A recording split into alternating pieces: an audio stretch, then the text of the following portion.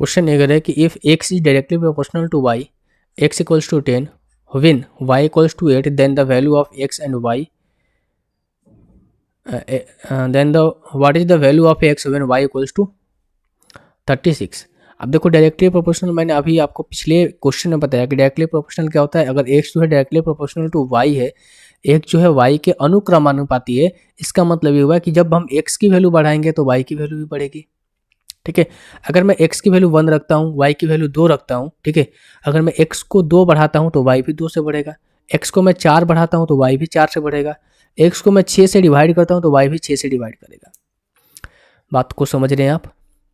अनुक्रमानुपाती के मतलब ये होता है, डायरेक्टली प्रोपोर्शनल का मतलब ये होता है कि जैसे एक वैल्यू में हम इंक्रीज करेंगे या फिर कोई भी चेंजेस करेंगे, जस्ट सेम जो चेंजेज होगा वो आपके अपोजिट यानी कि जो सेकंड वैल्यू है उसमें भी होगा।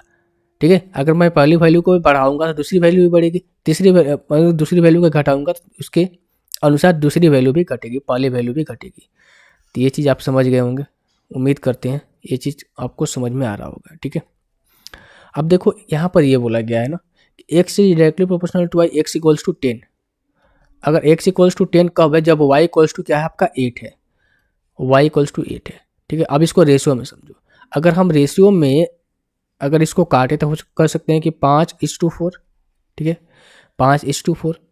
अगर हमें 10 बनाना है, इसकी रेशियो को 10 बनाना है तो यहाँ से 2 से मल्टीप्लाई करना पड़ेगा, यहाँ भी 2 से मल्टीप्लाई करना पड़ेगा, तो हमें एक्चुअल रेशियो प्राप्त होगा। यानी यहाँ से आप समझ पा रहे होंगे कि जैसे ही मैंने y की वैल्यू को बढ़ाया, x की वैल्यू भी बढ़ गई, y की वैल्यू को बढ़ाया तो x की वैल्यू भी बढ़ गई। अब आप यहाँ से ये समझिएगा, कि हमें y के मान क्या रखना है भाई? 36 रखना है। y के मान हमें 36 लाना है। अगर मैं y के मान को यहाँ से 36 लाऊंगा, ठीक है, अब इसको रेशियो में ही कर लेते हैं, यानी कि 5:4 कितना था? 4 था। अब हमें y की वैल्यू को 36 लाना था, यहाँ से हमें कितने से मल्टीप्लाई करना पड़ेगा? 9 से मल्टीप्लाई करना पड़ेगा। जब हमें y की वैल्यू को 36 लाने के लिए 9 से मल्टीप्लाई करना पड़ेगा, तो जबकि हमें पता है कि x जो है इसके अनुक्रमानुपाती है, तो हमें इसको भी बढ़ाने के लिए 9 से मल्टीप्लाई करना पड़ेगा, यानी कि 45:, कितना हो जाएगा? 36। अब देखो अगर y की वैल्यू 36 है तो x की वैल्यू कितनी होनी चाहिए? 45, 45। समझ गए होंगे?